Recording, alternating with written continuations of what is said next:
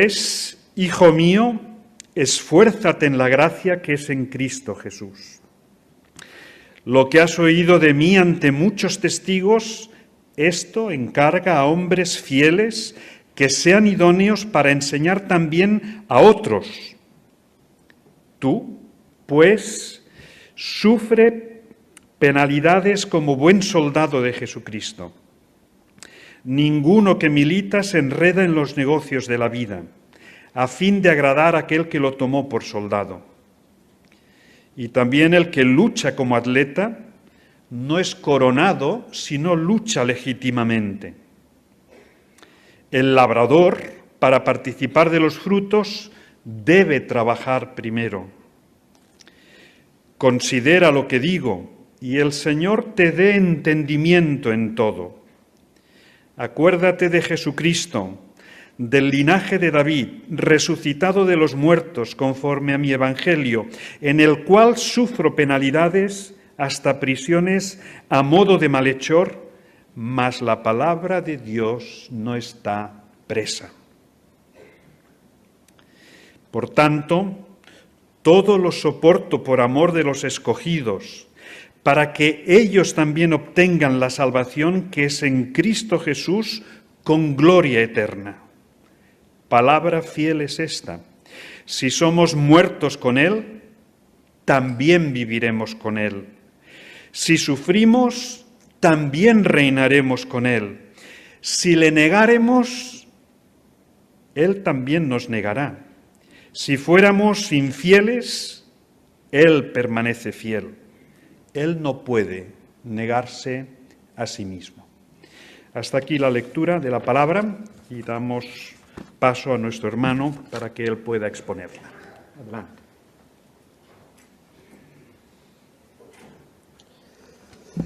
Muchas veces nos preguntamos, ¿cuál es la diferencia? ¿Qué es lo que ha hecho que yo esté hoy aquí sentado, escuchando en mi casa este mensaje y otros tantos ya no quieren saber nada de esto? Ya no nos acompañen. ¿Qué ha ocurrido? ¿Qué ha pasado en el camino? ¿Cuál es la diferencia? Esa realidad incomprensible por la cual las mismas situaciones, las mismas circunstancias, hay personas que las acercan a Dios y exactamente igual situación y circunstancias a otros les aleja. Los problemas, las pruebas, las dificultades que a algunos les han fortalecido en la fe, les han hecho más creyentes que nunca, exactamente las mismas han alejado, separado y hecho indiferentes a otros. El misterio que siempre implica el seguimiento de la fe, vemos que de una forma particular se muestra aquí también, en esta epístola que, como hemos escuchado, es las últimas palabras del apóstol Pablo. Ha estado hablando en el capítulo anterior cómo le ha entregado, como dice nuestra antigua versión Reina Valera, el depósito, ese tesoro, mensaje que es el Evangelio. Y toda la vida de este hombre ha sido cambiada por ese mensaje, el Evangelio. Y es lo más preciado, lo que ahora también le deja a Timoteo, y él escribe estas palabras rogándole también que busque sobre todas las cosas su mantenimiento en la Iglesia. Y los últimos versículos del capítulo anterior nos muestran una realidad que nos es familiar a todos nosotros, de la que acabamos de hablar. Muchos que estaban antes con él ya no quieren saber de él. La realidad de que personas que había considerado que estarían por siempre con él, sin embargo, la habían abandonado.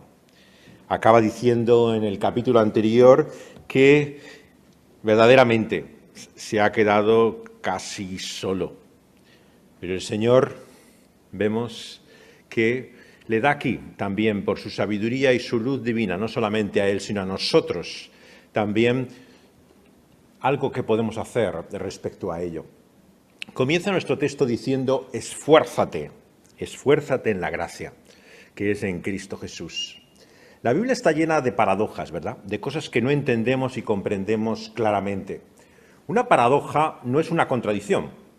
Una contradicción es decir que algo es algo y no lo es al mismo tiempo. Eso es una contradicción, algo que no tiene sentido ni lógica. Pero la Biblia dice que hay realidades que son así, pero que no podemos conciliar en nuestra mente, que no podemos entender racionalmente cómo se corresponde la una con la otra. Todo ello lo vemos desde la realidad de quién es Dios. Dios es uno, pero al mismo tiempo, desde el principio, nos habla en plural.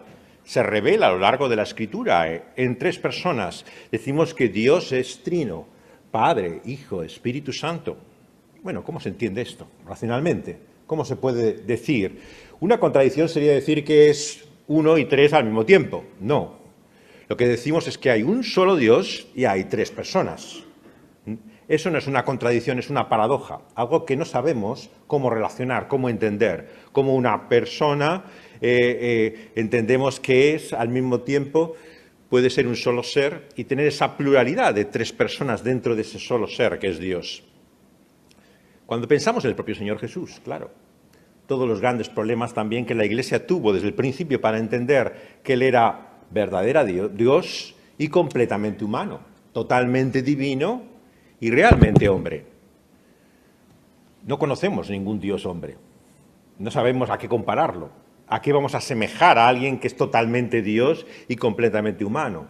No tenemos ningún referente, no tenemos ningún símil. Y así en la Biblia vemos que una y otra vez encontramos en pasajes como este completas paradojas que no podemos racionalizar, pero que debemos aceptar la una para con la otra. Así, le dice desde las primeras palabras de este texto que el que sigue el camino de Jesús ha de esforzarse en ello. Ser fuerte es lo que le está diciendo a Timoteo. Y al mismo tiempo le dice que es en la gracia, en el favor inmerecido de Dios, que Timoteo va a seguir ese camino. ¿Cómo relacionar ambas realidades? Nuestra responsabilidad humana y lo que es la soberanía de Dios. La única forma que podemos hacerlo siendo fieles a la Biblia y no restando ninguna de ellas es aceptando las dos. Que esto no se comprende lógicamente, que no entendemos racionalmente cómo una puede ser al mismo tiempo que la otra. Bueno, dejemos el problema a Dios, que Él lo resuelva. Él, en su mente, que es superior y mayor que nosotros, sabe entender cosas que nos sobrepasan. Pero no podemos restar realidad en ninguna de ellas. Y es por la sola gracia de Dios que tú y yo estamos aquí. Es por su solo favor inmerecido que hemos seguido mientras que otros han abandonado. No había nada especial en nosotros, no es que fuéramos mejores, no es que realmente hubiéramos marcado la diferencia en nuestra conducta, ha sido solamente por su divino favor que seguimos en el camino de la fe. Pero al mismo tiempo, el apóstol Pablo nos dice aquí, que si no nos esforzamos, si no percibimos nuestra responsabilidad en seguir en ese camino, en la gracia de Dios, realmente estamos en peligro. Y esto es lo que el apóstol claramente le quiere dejar claro a Timoteo. Fijaos que no simplemente le dice, por supuesto que no tienes fuerza, que es solamente la gracia de Dios. No, le dice simplemente, sé fuerte, esfuérzate. Ambas cosas tenemos que mantenerlas con la misma fuerza y claridad, no restar una a la otra. Decir, como es por gracia, bueno, es en nuestra debilidad finalmente que seguimos en este camino. No, es por la sola gracia de Dios, pero al mismo tiempo debemos esforzarnos en seguir en ese camino que el Señor nos ha mostrado. ¿Y cuál es? Es el de guardar este tesoro. Lo que viene a continuación es como lo que él ha oído del apóstol Pablo y él ha preservado ante muchos testigos, ¿no? Ha de también de buscar que sea transmitido por medio de personas idóneas y fieles. Por lo tanto, es clave para la Iglesia no solamente el preservar y guardar este Evangelio, sino que sea transmitido. ¿Qué nos dice aquí de ese Evangelio? Nuevamente nos recuerda algo que es importante y central en todo el mensaje del Nuevo Testamento. Esto no es un secreto susurrado en los oídos. No es un mensaje oculto, no es una visión que él ha recibido. Es algo que ha sido dado ante muchos testigos. Esta será la diferencia siempre del verdadero evangelio frente a cualquier mensaje esotérico, oculto, de cristianismo sectario. en el cual este es el conocimiento particular que recibimos nosotros íntimamente, personalmente de Dios, ¿no? Y que nadie más puede conocer y que solamente tú recibes. El Evangelio es dado públicamente, no es transmitido en ninguna esquina, es ante muchos testigos que es comunicado. Lo que caracteriza, por lo tanto, a la transmisión del mensaje cristiano es su proclamación, es su predicación. La diferencia entre una iglesia y una secta. En una secta te dicen lo que quieren que sepas al principio, lo demás ya lo descubrirás después. Quien está iniciándose en una disciplina de espiritualidad oriental, ¿no?, le dicen que esto también es un terreno en el cual uno tiene que avanzar. Uno recibe un conocimiento secreto, hasta tu mantra se te da de una forma personal y particular y lo demás ya se irá viendo. Pero el cristianismo no es así. El cristianismo no tiene ningún secreto o misterio oculto. Ha sido revelado. Y por lo tanto ha de ser proclamado todo él. Si no, ocurrirá, claro, que muchos dirán, yo me he apuntado a esto, yo he llegado aquí y a mí no me habían dicho lo que había. Esto no es lo que me habían contado. Claro, tristemente es como muchos han presentado el cristianismo, y todavía lo hacen hoy, para nuestra vergüenza. Te dicen que es un mensaje fácil, que solamente tienes que hacer la oración, que cree y simplemente ya tienes todas las promesas del Evangelio y no hay nada más que hacer. Y claro, cuando vienen los problemas, cuando vienen las dificultades, dicen, bueno, yo me he apuntado a este ejército, pero no me han dicho que tenía que lavar los baños. A mí no me han dicho que tenía que levantarme temprano. A mí no me han dicho que podían pegar un tiro y quedarme en el camino. Y por eso el apóstol utiliza a continuación la imagen del soldado. Esto es un ejército. Y cuando a las personas le llamamos a alistarse, tienen que tener bien claro de lo que se trata. Por lo tanto, no le podemos esconder o ocultar una parte de ello. Sí, entramos por gracia y lo demás ya lo verás después. No. Esa gracia de Dios implica también un esfuerzo, implica penalidades, implica sufrimiento. El conflicto que hay detrás de esta carta del apóstol Pablo es el conflicto entre estos llamados superapóstoles, ¿no?, que predican un mensaje cristiano triunfalista. Todos son milagros, todos son prodigios, siempre van de victoria en victoria. ¿Y este pobre hombre quién es? Ahí está solo, nadie le quiere escuchar, está encima en la cárcel. ¿Dónde está la victoria del mensaje de Pablo? En ninguna parte. Para ellos es una vergüenza, es una muestra realmente de que ni siquiera es apóstol. Porque un apóstol realmente lo que vive es de otra manera. Vive en triunfo, vive en victoria, vive realmente mostrando el poder de Dios. Y Pablo le quiere mostrar a Timoteo que eso no es el cristianismo que él ha recibido de Cristo crucificado. Renunciar al sufrimiento en el servicio a Cristo es negar la cruz de Cristo. Y quien cree realmente en Cristo y Cristo crucificado sufrirá penalidades. Y es lo que le quiere dejar bien claro, que implica realmente ese mensaje que ha de transmitir. Ha de predicar a Cristo, pero a Cristo crucificado. Con todo lo que eso implica para nosotros. No solamente la realidad de su muerte, sino nuestro propio sufrimiento y penalidad. Y esto es lo que deja muy claro en este segundo capítulo a Timoteo. Y le dice que ese mensaje que ha sido públicamente dado a él lo encargue a su vez a otras personas que idóneamente puedan transmitirlo. Fijaos que no es una realidad desencarnada. Muchas veces, claro, y todos conocemos testimonios así. Hay gente que ha llegado a la fe por una Biblia que ha abierto en un sitio, ¿no?, y ha llegado a una página, a un folleto, en algún lugar ha leído algo. Y evidentemente que Dios usa excepcionalmente y extraordinariamente. ¿Quién no puede pensar en este versículo de la transmisión apostólica, ¿no?, sin pensar en el señor Grau, ¿no? El señor Grau dedicó gran parte de su vida a mostrarnos en qué consistía la sucesión apostólica, que no era la sucesión de las personas que venían después de los apóstoles, sino el mensaje que era transmitido como ese fundamento apostólico. Bueno, muchos saben aquí en su iglesia que el señor Grau fue convertido leyendo simplemente un texto del Evangelio que salía en el diario, en el periódico. No conocía ningún evangélico, no tenía ninguna realidad que tenía cercana que le explicara lo que era el Evangelio. Pero Dios utilizó su palabra, Dios utilizó su Evangelio. Ahora bien, tenemos que decir que esto es algo excepcional. No es la forma habitual o normal en las cuales las personas llegan a conocer el Evangelio. Lo que aquí se nos presenta como modelo es realmente la manera en la cual Dios hace transmitir su Evangelio, por medio de personas. Es encarnándolo en aquellos que transmiten, enseñan y comunican ese mensaje. Por eso es que tenemos que tener resistencia simplemente a esta idea, ¿no? Vamos simplemente a transmitir folletos que tengan el texto bíblico, sin más. Bueno, el texto bíblico sin una explicación, sin una persona que te diga lo que eso significa, por supuesto que Dios puede usarlo excepcionalmente y extraordinariamente, pero no es la manera habitual y ordinaria en la cual Dios actúa. Por lo tanto, cualquier pasaje de la Escritura, cualquier texto que difundamos o extendamos, tiene que ir acompañado también sobre la realidad encarnada, viva, de personas que expliquen y que muestren lo que significa ese Evangelio en su vida y en sus palabras. Y le dice que eso significa penalidades, como un soldado. Estamos en medio de una lucha, de un conflicto. ¿Cómo es como describe la vida cristiana el apóstol, sino como una batalla?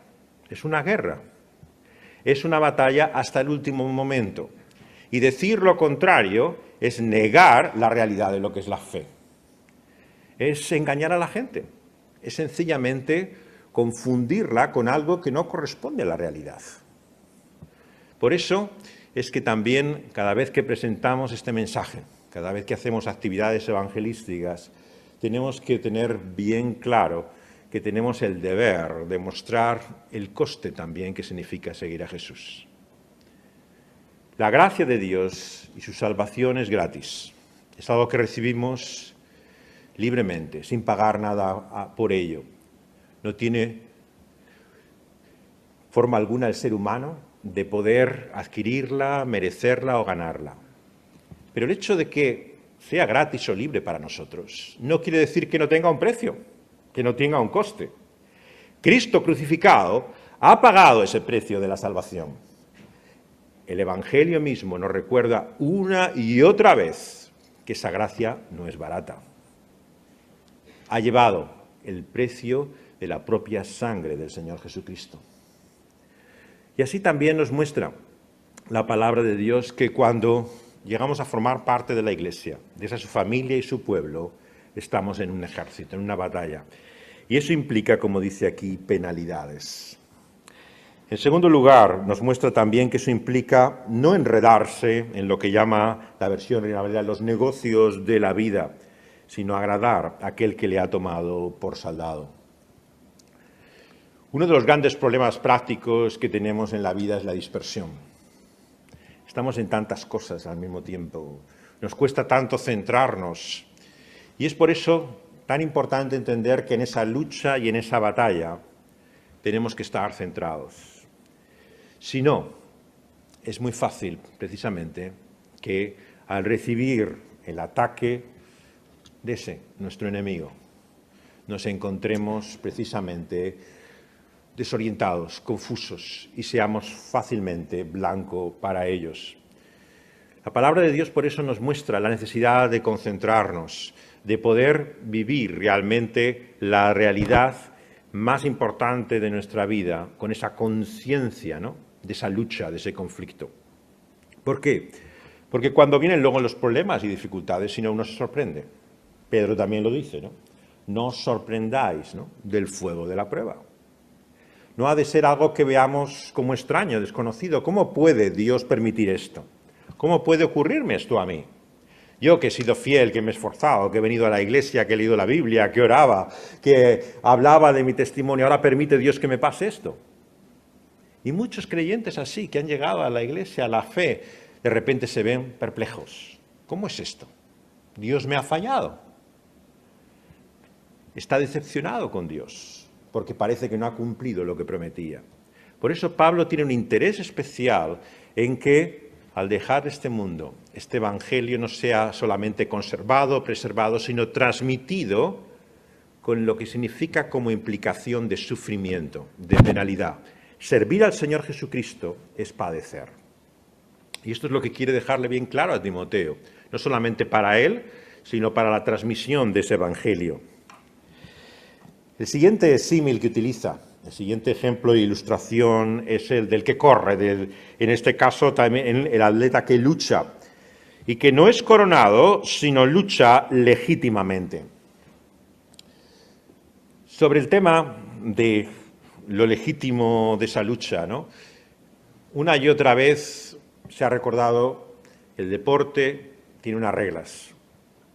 unas reglas de preparación y unas reglas para su ejercicio.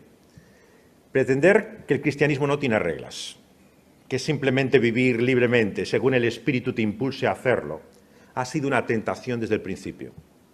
Tertuliano, el padre de la Iglesia, decía que Cristo sigue crucificado entre dos ladrones, que intentan robar el corazón y la verdad del cristianismo. Uno es el legalismo, que con tantas reglas y normas que ha impuesto el ser humano se confunde con el cristianismo. No hagas esto, no hagas lo otro, lo que han entendido en muchas iglesias y por mucha gente religiosa que es seguir a Cristo. Pero el otro es lo que Tertuliano llama el pensar que en el cristianismo no hay reglas, no hay leyes, no hay normas, que somos libres de cualquier instrucción o orientación con autoridad. El Señor Jesucristo deja claro desde el principio del Sermón del Monte que Él no ha venido a abrogar la ley. La ley de Cristo es la ley de Dios, la que ha revelado desde el principio, la que desde el Antiguo Testamento encontramos en esos 10 mandamientos. Y el Señor Jesucristo lo que hace es aplicarlos, exponerlos. Mateo 5 empieza a decir a continuación qué significa cada mandamiento. Y ese mandamiento no solamente no robas o no mates, es lo que piensas, es lo que dices, es todo lo que implica nuestras actitudes, no solamente nuestros hechos. Y dice que nada de esa ley pasará, sino que Él ha venido a cumplir esa ley. Por lo tanto, no le hacemos ningún favor a ningún cristiano diciendo que no hay ley para el cristiano. Porque eso no es lo que el Señor Jesús nos mostró. Él vino a cumplir la ley, a obedecerla. Y en esta carrera estamos también sujetos a reglas. Y tenemos no que prescindir de ellas, sino someternos a ellas. Le dice, por lo tanto, que ha de luchar legítimamente. Y le dice también, a continuación, en la tercera imagen, ilustración, que es como el labrador, para participar de los frutos, tiene que trabajar primero. La cosecha es del Señor, sea la cosecha de personas que llegan a la fe, o sea la cosecha de nuestra propia santidad. Pero, como el labrador, debemos trabajar, esforzarnos, realmente hacer la tarea a la cual ha sido llamado. Por supuesto que el Señor dará su fruto. Eso es lo que nos está diciendo la palabra de Dios. Nuevamente encontramos la paradoja del principio. Él es el que da los frutos, pero nosotros debemos esforzarnos. No tenemos derecho a restar ninguna de las dos partes. Ni el fruto es nuestro por nuestro esfuerzo, ni nosotros podemos recibirlo si no nos esforzamos. Ambas cosas y realidades se unen en la palabra de Dios. Y si alguien tiene dudas, no tiene más que ir al siguiente versículo, el 7. Considera lo que digo, y el Señor te dará entendimiento de todo. Claro, ¿cuántos creyentes hay? Dicen, no, ya el Señor me mostrará su voluntad. Ya el Señor me dirigirá en mi mente. Me dará alguna visión, una impresión, ya me comunicará de alguna forma lo que Él quiere hacer. No, considera, piensa, estudia, toma en cuenta lo que yo te enseño, y entonces el Señor te dará entendimiento. O sea, la mente cristiana, que tanto nos recordaba nuestro querido maestro John Stott, allá hace 100 años que vino a este mundo, es tan importante y algo tan olvidado en el cristianismo contemporáneo que encontramos siempre este peligro, siempre esta tentación. O bien encontramos cristianos que están solamente centrados en el estudio, en el profundizar en la Biblia, que realmente carecen de una experiencia real, ¿no?, de la obra de Dios y de su Espíritu, es algo puramente cerebral o intelectual. O encontramos cristianos que todo lo contrario, parece que dejan la cabeza bajo el banco cuando vienen a la iglesia. Se desconectan totalmente su inteligencia, son incapaces de pensar o considerar y creen que Dios se muestra de una forma irracional. Es simplemente impulsos, sentimientos, sensaciones. Pero fijaos la paradoja de lo que significa la vida cristiana. Es considerar, estudiar, profundizar, que el Señor será el que dará el entendimiento. Porque eso también es cierto. Nadie puede simplemente por estudiar la Biblia comprender el Espíritu de Dios. Si el Señor no le muestra, no puede discernir las cosas que son de Dios. Solo el Espíritu de Dios te da el entendimiento de lo que es de Dios. ¿Por qué creéis que hay tantos eruditos en las universidades que saben de la Biblia, que la conocen, que la estudian y no entienden una palabra de lo que ella dice? ¿Por qué un domingo como hoy hay tantas iglesias que se leerá la Biblia? Se hará la homilía, se leerá del leccionario, se mencionará el texto de la Escritura que corresponde y no entenderán una palabra de lo que ella dice. Porque el Señor da el entendimiento. La Biblia es un libro cerrado si Dios por su Espíritu no lo muestra. Pero también es cierto que si la Biblia no se estudia, no se enseña, no se profundiza en ella, no se conoce ni se lee, no hay entendimiento posible. Ambas cosas son ciertas. ¿Cómo se relacionan? Dejarlo a Dios, que lo relacione. Pero ambas cosas tenemos que mantenerlas sin prescindir de ninguna de ellas.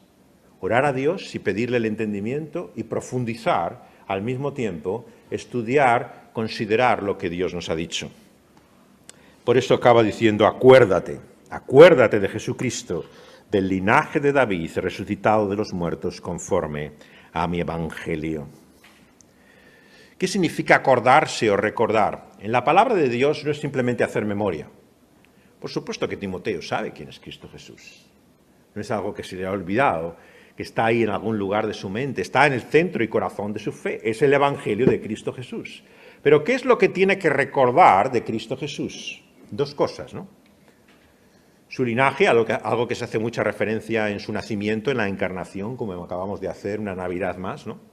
Pero al mismo tiempo, la realidad, como dice aquí, de su resurrección, conforme al Evangelio. Y dice, en ese sufro penalidades, hasta prisiones, a modo de malhechor. Pero la palabra de Dios no está presa. Fijaos que es la confirmación del Evangelio en su propia experiencia. Es como el reflejo de lo que Cristo ha hecho, lo que el apóstol también está viviendo. Esto es nuevamente un tema de mucha confusión para los cristianos. ¿Qué es la vida cristiana? ¿Imitar a Jesús? ¿Es morir como Jesús? ¿Es volver a resucitar como Jesús? En un sentido sí. Esto es lo que dice el Nuevo Testamento. Hay que morir con Cristo y resucitar a una nueva vida. Pero al mismo tiempo, claro, el Evangelio claramente nos muestra que lo que Cristo ha hecho es único, es irrepetible. Su cruz es su cruz. Nosotros tenemos que tomar nuestra cruz. El que quiera seguir a Cristo, tome su cruz, la suya, no la de Cristo, sino la de cada uno de nosotros y le siga. O sea, por un lado hay penalidades y sufrimiento que nosotros vamos a conocer, pero por otro lado somos salvos por las penalidades y sufrimientos de Cristo Jesús. Y ambas realidades aquí se muestran.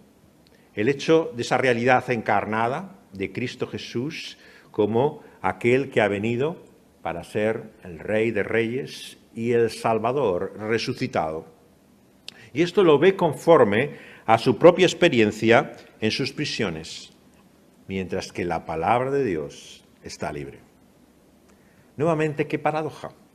Él sufre tal rechazo que es puesto en la cárcel, pero la palabra de Dios corre libremente. No está presa, no está sujeta, tiene vida de por sí. Es la palabra viva. Pero es exactamente esa paradoja la que está en el propio corazón de la fe cristiana. A continuación, todo lo soporto por amor de los escogidos, para que ellos también obtengan la salvación que es en Cristo Jesús con gloria eterna.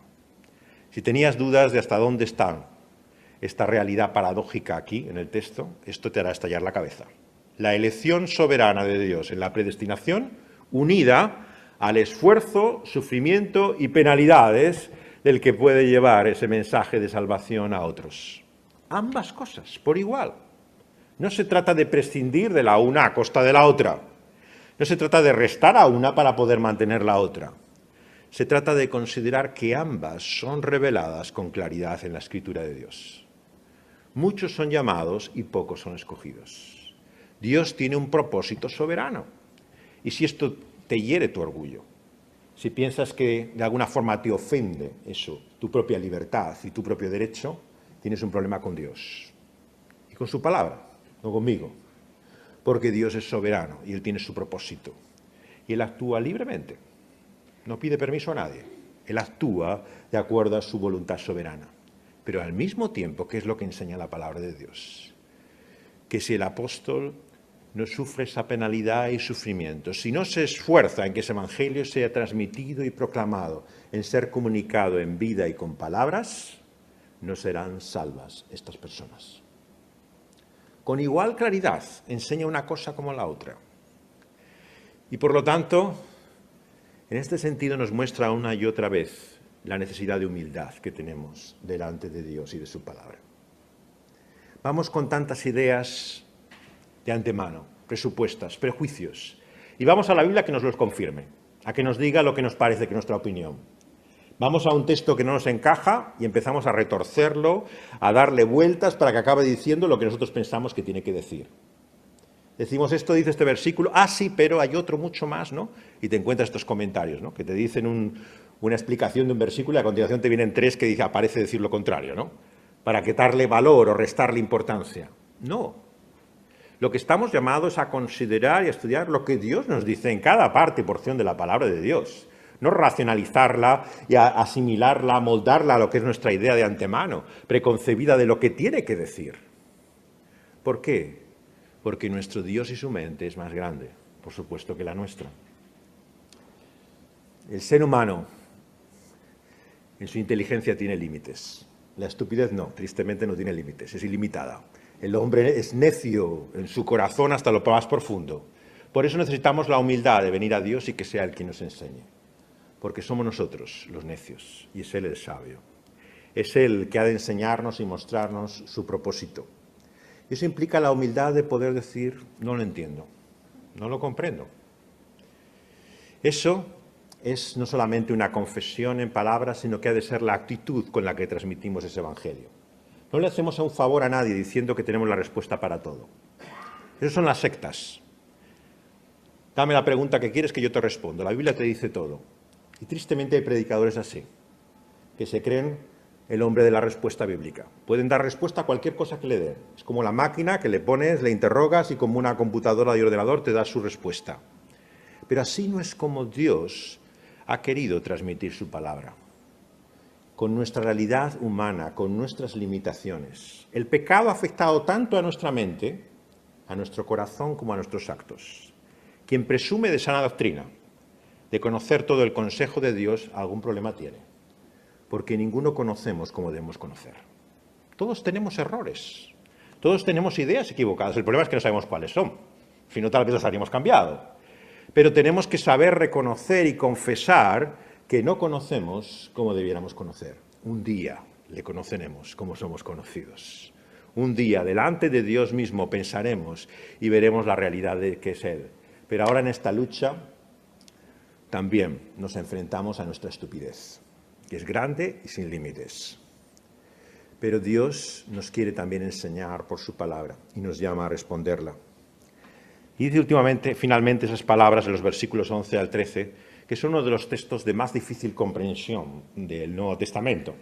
Hay básicamente dos lecturas de él, pero que no concuerdan en nada, aparentemente. Yo os voy a proponer intentar, en ese conocimiento paradójico, aceptar ambas realidades, a ver qué os parece mi propuesta.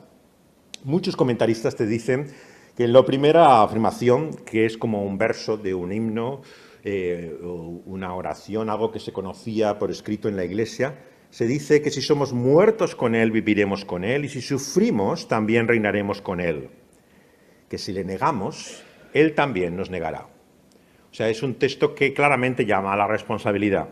El segundo dice, si fuéramos infieles, Él permanece fiel, porque Él no puede negarse a sí mismo. Entonces muchos dicen que lo que se afirma aquí es una realidad paradójica. Por un lado, el que es fiel en ese camino, Dios le premiará y recompensará, pero el que no es fiel, Dios también le mostrará su gracia. Claro, a muchos esto no le acaba de encajar, esto parece absolutamente contradictorio. Y la lectura que hacen del texto es la del paralelismo de la poesía hebrea. En el texto bíblico encontramos siempre un texto poético a veces, ¿no?, que dice, como parece, dos veces la misma cosa, ¿no? Habéis visto cómo hay muchos versos, ¿no?, en los salmos, los proverbios, pero a veces la segunda cosa dice lo contrario de la primera. O otras veces es algo paralelo a lo primero, pero que profundiza en la idea de lo primero, como que va más allá. Y otras veces simplemente la misma idea repetida con diferente lenguaje. Y esto es lo que hace tan difícil a veces los textos poéticos como este, ¿no?, que son más difíciles de entender a veces en la Escritura que cuando se está exponiendo algo.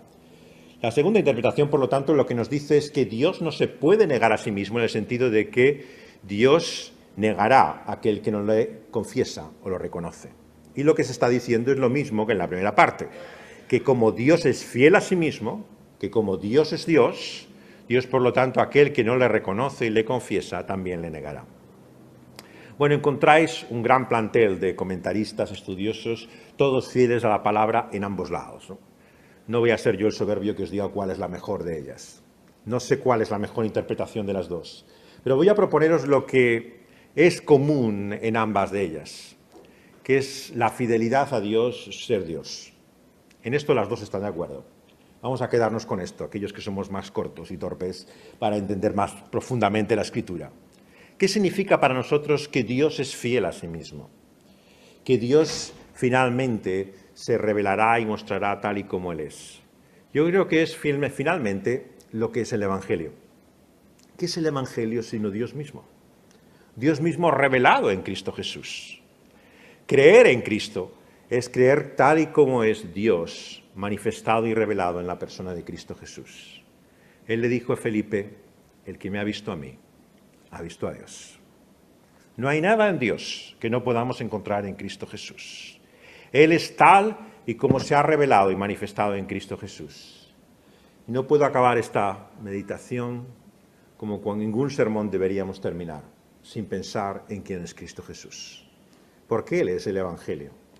Y Él nos muestra la realidad de quién es Dios. Y nos dice que Cristo Jesús vino a este mundo, como hemos recordado una Navidad más, para sufrir. Privación, pobreza, en un pesebre y en un establo, vino a este mundo en Belén y toda su vida fue una continua aflicción. Aflicción emocional, que es que nadie te entienda, que nadie te comprenda, que tengas incluso un puñado de personas y no comprendan ni la menor cosa de lo que has venido a hacer a esta vida. ¿Qué significa incluso que tu propio Padre Celestial, finalmente en aquella cruz, donde acaba colgado, crucificado, esté tan lejos que diga, Dios mío, ¿por qué me has abandonado? Si hay alguien que sabía lo que era el sufrimiento y la penalidad, ese era el Señor Jesús. Conoció todo dolor, físico, emocional y espiritual. ¿Quién eres tú para decir que en el cristianismo no hay dolor o sufrimiento? Que el cristianismo es la victoria de su resurrección por la cual puedes vivir ahora, libre de enfermedades, libre de penalidades, sin ninguna depresión, sin ningún tipo de problema, porque el Señor ha resucitado. Cuidado con este cristianismo que pretende una escatología consumada, que pretende decirte que puedes tener por lo que Cristo ha hecho todo aquí y ahora en esta vida. Ahora y en este momento, como le dice Pablo a Timoteo y nos dice ahora a nosotros, Dios mismo por medio de él, sufriremos penalidades y tribulaciones. No te sorprendas del dolor que estás padeciendo. Pero a continuación también vemos que si Dios es fiel a sí mismo, por medio también de ese sufrimiento y aflicción que Él ha conocido en su propia carne, en el cuerpo y en la vida del Señor Jesucristo, Él puede librarnos de esa nuestra terrible condición eternamente. Lo que nos dice la palabra de Dios, por lo tanto, es que el que cree en Él tendrá vida, y una vida eterna en la cual ya no habrá dolor, aflicción y penalidad. Él ciertamente sufrió en sus heridas nuestras enfermedades y dolencias. Ahora no vemos la sanidad y la curación de todos nuestros males, pero un día no habrá más enfermedad y dolor en nuestro cuerpo. Tan cierto es como que el Señor Jesús sufrió en aquella cruz.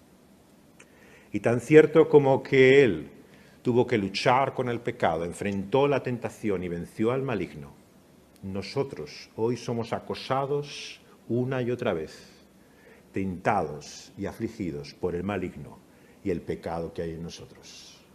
Pero un día, querida hermana y hermano, no habrá más pecado en nosotros. ¿Te imaginas lo que es eso?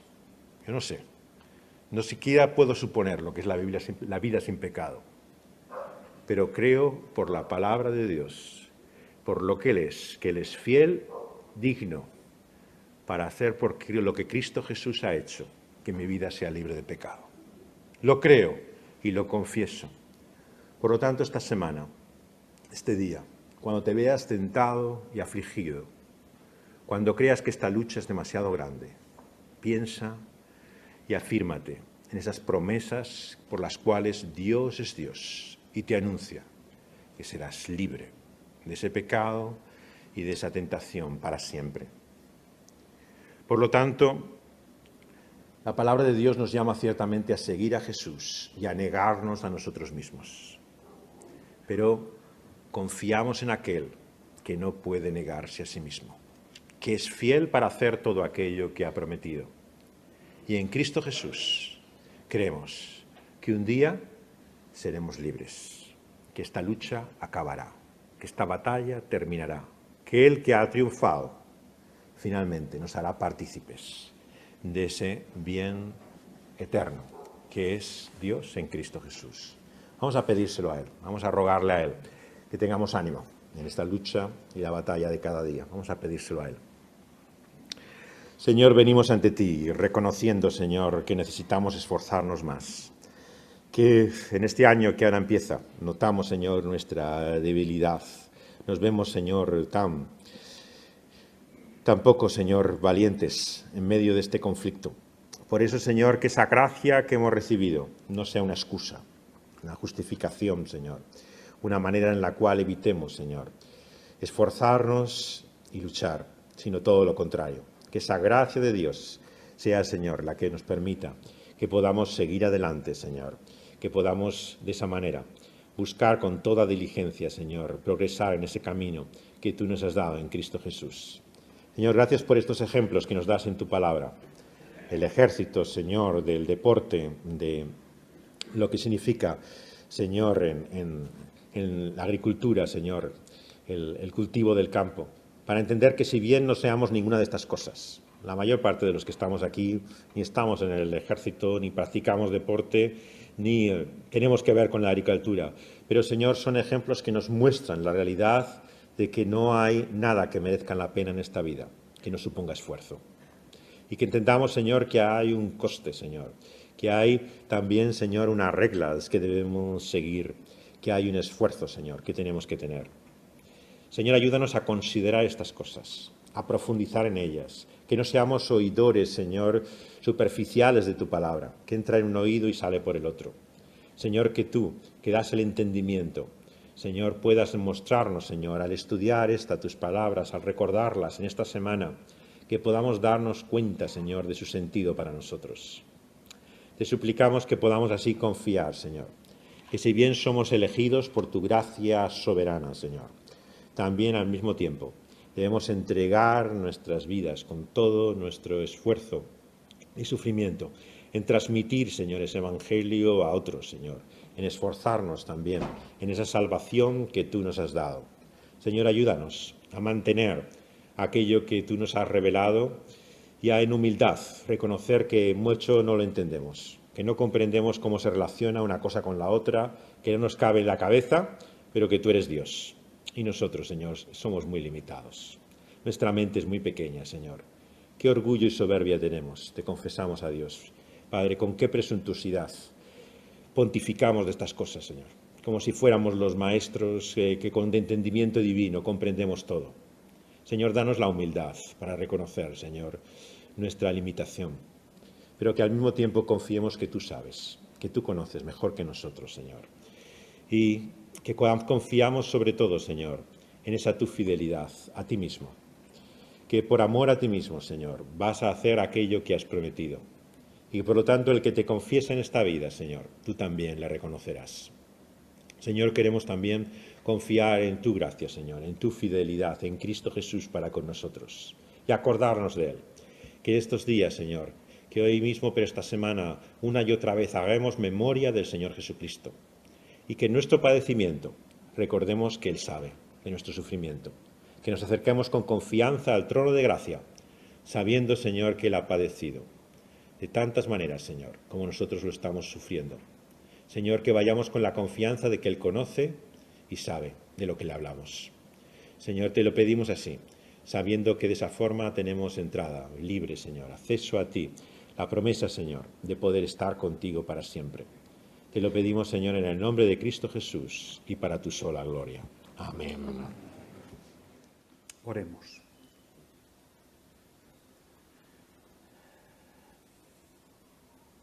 Señor, gracias por ti sobre todas las cosas. Señor, gracias porque tú eres. Y tú estás muy por encima de nosotros. Y tus pensamientos son mucho más elevados que nuestros pensamientos. Y Señor, gracias por esa revelación única de ti que encontramos en Jesucristo y en tu palabra. Ayúdanos a meditar, a considerar a Jesucristo y tu palabra. Él es la palabra. Y Señor, gracias por poder acceder por tu Espíritu a este conocimiento tan extraordinario de nuestra necesidad profunda en lo espiritual y en tantas áreas. Y gracias todavía más por el Evangelio, por haber hecho tú lo posible y haber pagado lo que nosotros no podíamos pagar. Queremos vivir, Señor, fielmente y pedimos tu ayuda. Señor, este tiempo de culto nos ha fortalecido, nos ha permitido verbalizar y expresar nuestra gratitud hacia ti. Y, Señor, queremos seguir conscientes de que tú guías nuestras vidas, de que tú nos has puesto a cada uno en el lugar donde nos has puesto y que quieres que brillemos y que otros puedan venir a tu conocimiento. Señor, ayúdanos en medio de las situaciones que cada uno está viviendo. Enséñanos a acompañarnos, a amarnos unos a otros, a sobrellevar las cargas los unos de los otros. Y, Señor, a sufrir penalidades por ti, por el Evangelio, y disfrutar de tu gloria y de tu conocimiento. Ponemos esta semana delante de ti y pedimos tu dirección. En el nombre de Cristo. Amén. Amén.